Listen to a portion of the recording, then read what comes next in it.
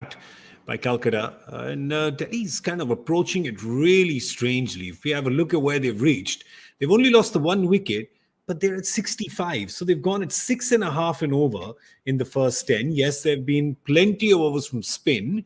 I think they've almost bowled 7 overs of spin in this much time, just the two from Loki and one from Mavi. But still seeming like they can't get a move on, or they aren't getting a move on. Don't know which one it is. Got Joy Bhattacharya here with me. Joy, it's just a really strange.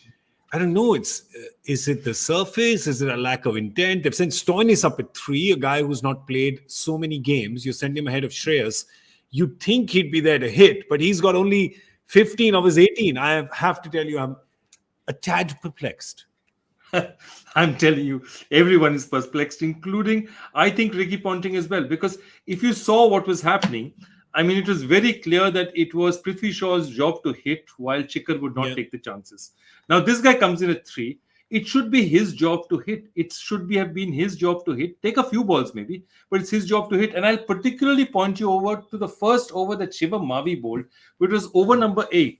And they were all a whole set of good length deliveries. And he patted them back or he played them to cover. And I was wondering, here's one guy who you've got to target for the 4 overs you're there.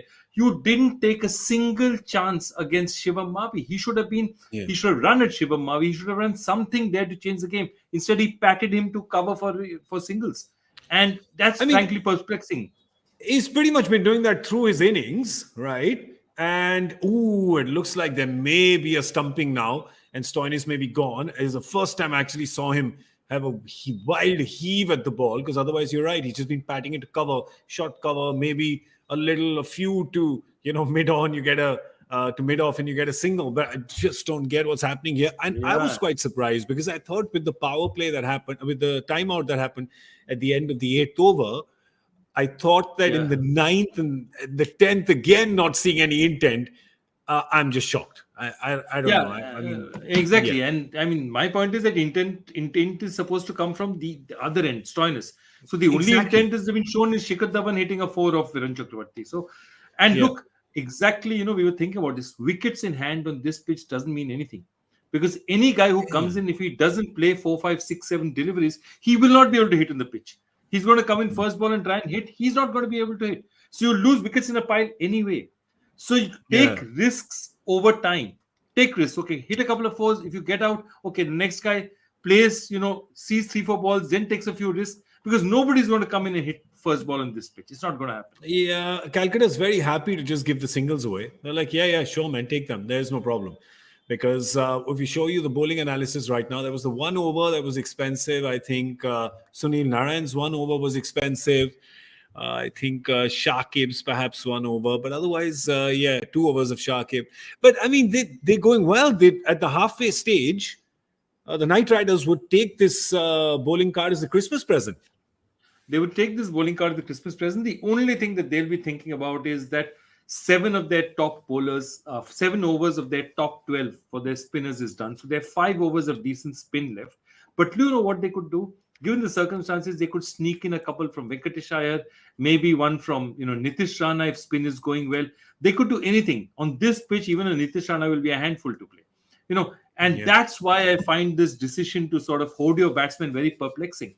I mean, I would have loved to see Shreyas Iyer, who I think is a better player of spin than Marcus Stoinis, come in and bat. But anyway, now these decisions have been made. Spin. Yeah, that's what I'm just, I thought that he was there it seemed like a very good move at the time, in for the power play. But then let him do what maybe an Akshar did or a Shardul did or, Narayan did the other day. When you come out of order, and we spoke about this in the pre-show, didn't we? That I hope that Delhi doesn't get too innovative with their batting order. Go with what has been working. And they've done it. So I'm sure that Michael Vaughan will have a lot to say about that as well. Par total, everybody on the ground seems to think that 150 would be a good total. Really, I don't know how Delhi gets there right now. If they do, then we're in for quite an explosive back 10. They're probably targeting the 5 overs of the quicks that they have coming at them. But it's pretty clear that they're thinking of playing the spinners out. Can you do that when you have 12 overs of spin? Oh, I don't know if you can. But where do you think they're going to end up now, Joy? What does it look like? I think if they reach 150, they'd have played out of their skin. Somebody would have played a very special knock in the last 9, because really it's not going to be easy to score at anything more than 7-8 and over in this pitch. So I'm really surprised. I think 150 is very optimistic. I think it's closer 135, 140. All right. Would that be enough? Well, we don't know. We're going to come back at the end of the 20 overs and see where Delhi lands up. We hope they get a move on now, because at the moment they seem to be playing like it's the middle overs of a one-day. That's got to change. This is a very, very big game. Yep. Well, that's all we have for you on Cricbuzz Comm Box. We'll see you on Cricbuzz Live a little later. Thanks for watching.